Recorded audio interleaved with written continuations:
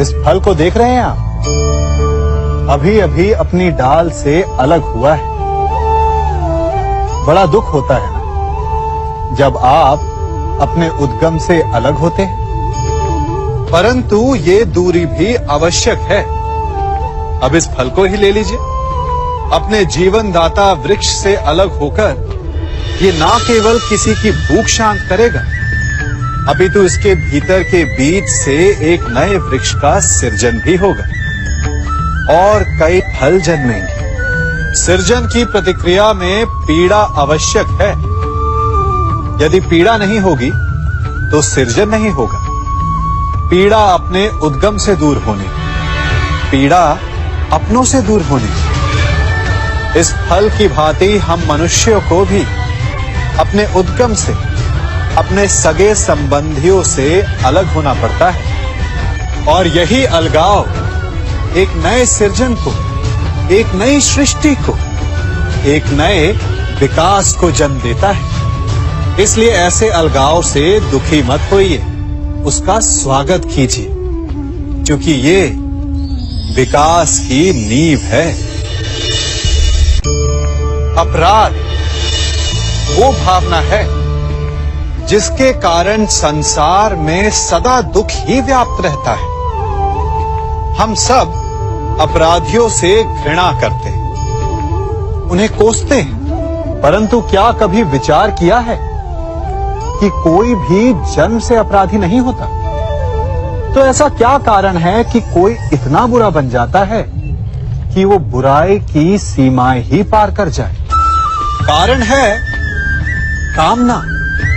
यदि कामना पर नियंत्रण ना रखा जाए, यदि कामना को पूर्ण करने के लिए परिश्रम ना किया जाए, तो वो तृष्णा में बदल जाती है, और तृष्णा लालच में, और लालच छल में, और छल करते ही मनुष्य अपराध की ओर अपने पग बढ़ा देता है।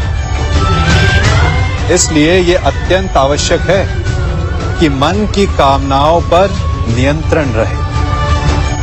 यदि मन पर नियंत्रण रहेगा तो अपराध पर स्वयं ही नियंत्रण हो जाएगा। हम सबका मन करता है कि हम जीवन में ऐसे शिखर पर पहुंचे जहां हमसे ऊपर कोई ना हो, जहां हमें कुछ करने की आवश्यकता ना पड़े, है ना? कुछ लोग इस शिखर पर पहुंच भी जाते हैं, परंतु उनका मन सदा विचलित रहता है। इतनी मनोरंजक बात है ना कि जिस विश्राम को पाने के लिए हम इतनी मेहनत करते हैं, इतना परिश्रम करते हैं, वो हमें मिलता ही नहीं। कारण स्वयं सोचिए, वन का राजा होने के पश्चात भी सिंह को अखेट के लिए परिश्रम क्यों करना पड़ता है? सोचिए। मैं बताता हूं, क्योंकि राजा होने का अर्थ ये नहीं कि वो सदा सोता रहे और मृग स्वयं उसके समक्ष आकर कहेगा कि आइए महाराज, मुझे खाकर अपनी भूख मिटाइए।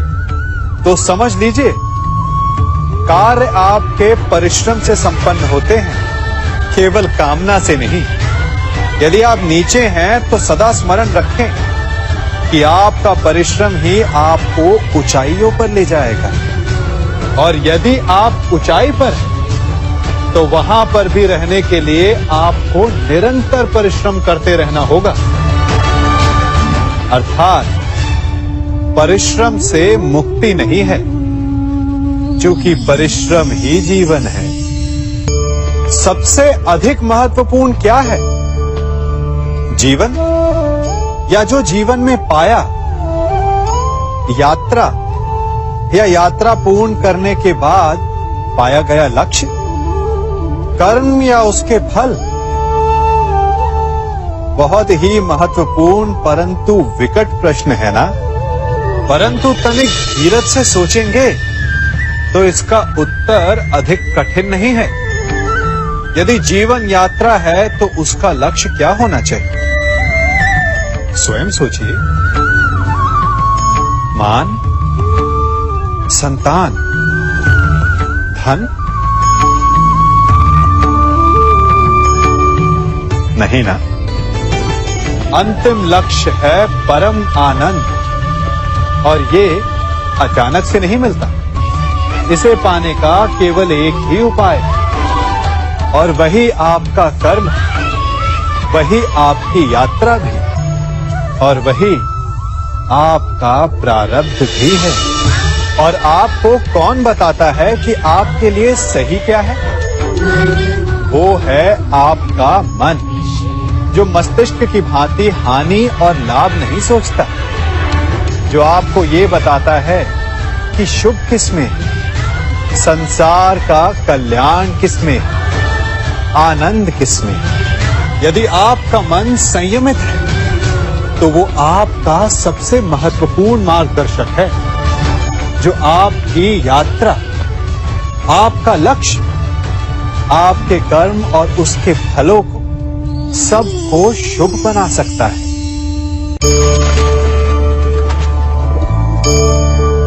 इन पक्षियों को देख रहे हैं आप? इनका उड़ना वायु में इतना संतुलन मुक्त कर देता है ना? इन्हें उड़ते देख आपके मन में भी इच्छा होती होगी कि इन्हीं की भांति आप भी स्वतंत्रता से उड़ पाएं।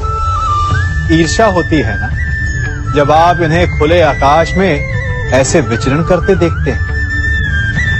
पर कभी सोचा है इस उड़ान को, इस स्वतंत्रता को पाने के लिए कितना परिश्रम, कितना अभ्यास किया होगा इन्होंने?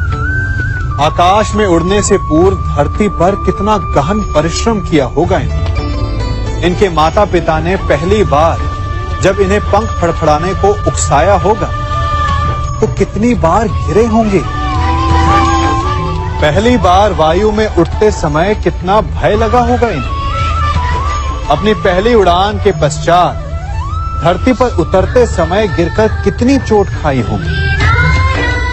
इस उड़ान का, इस स्वतंत्रता का ये मूल है।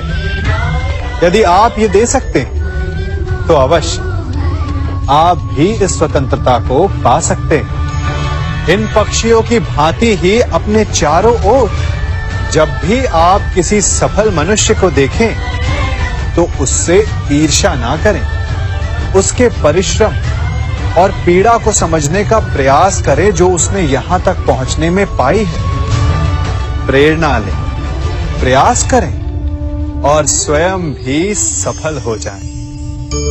कभी वन में सिंह को अखेट करते देखा है? हमें लगता है कि सिंह तेजस्वी है, बलशाली है, तीव्र है, इसलिए वो अखेट कर पाता है। परंतु इस अखेट के दूसरे पक्ष को भी देखने का प्रयास कीजिए। सिंह अखेट तभी कर पाता है जब हिरण आस छोड़ देता है, जब वो भागना बंद कर देता है, जब वो संघर्ष करना छोड़ देता है। सिंह हिरण की मृत्यु नहीं चुनता, हिरण स्वयं अपनी मृत्यु चुनता है। ठीक उसी प्रकार असफलता हमें नहीं चुनती, हम असफलता को चुनते हैं। ये हम ही हैं जो आशा को छोड़कर संघर्ष करना छोड़ देते हैं और भाग्य का अखेट बन जाते हैं। इसलिए संघर्ष करना मत बंद कीजिए, प्रयास करते रहिए और सफलता आपकी मुट्ठी में होगी। जब घर में अंधकार छा जाता है तो प्रकाश लाने के लिए आप क्या करते हैं? दीपक ढूंढते हैं और उसकी लौ को प्रज्वलित करते हैं और फिर अंधकार अपने आप दूर हो जाता है। अब आप कहेंगे कि इसमें कौन सी नई बात है? यदि अंधकार को दूर करना है तो दीपक की लौ को प्रज्वलित तो करना ही पड़ता है। यही बात तो समझने की है। यदि अंधकार से लड़ना है तो अंधकार का सहारा नहीं लिया जा सकता, उसके लिए प्रकाश की आवश्यकता होती है। घृणा का अंत करना है तो उसे घृणा से अंत नहीं किया जा सकता, उसे प्रेम की आवश्यकता होती है। शत्रुता का अंत शत्रुता से नहीं किया जा सकता, उसे क्षमा की आवश्यकता होती है। यदि आपको नकारात्मक ऊर्जाओं से लड़ना है तो स्वयं को सकारात्मक बनाना होगा और तभी आपके जीवन में वास्तविक आनंद आ सकेगा। एक न एक बार हर युवा के जीवन में एक ऐसा समय आता है जब उसे लगता है कि उसके माता पिता उसके साथ बहुत कठोर हो रहे हैं। मैं आपसे पूछता हूं, क्या आपने कभी कुम्हार को मटकी बनाते हुए देखा है?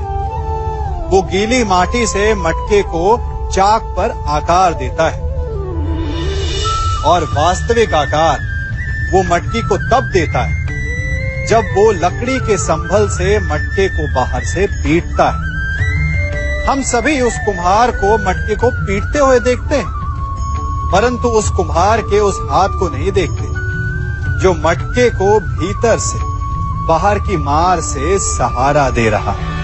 हमारे माता पिता भी ऐसे ही होते हैं। अपनी संतान के भले के लिए, उसके भविष्य को आकार देने के लिए कभी कभी वो कठोरता को भी अपनाते हैं। आप केवल उनकी कठोरता को मत देखिए, उस संभल को भी देखिए जिसने आपको भीतर तक से संभाल कर रखा है।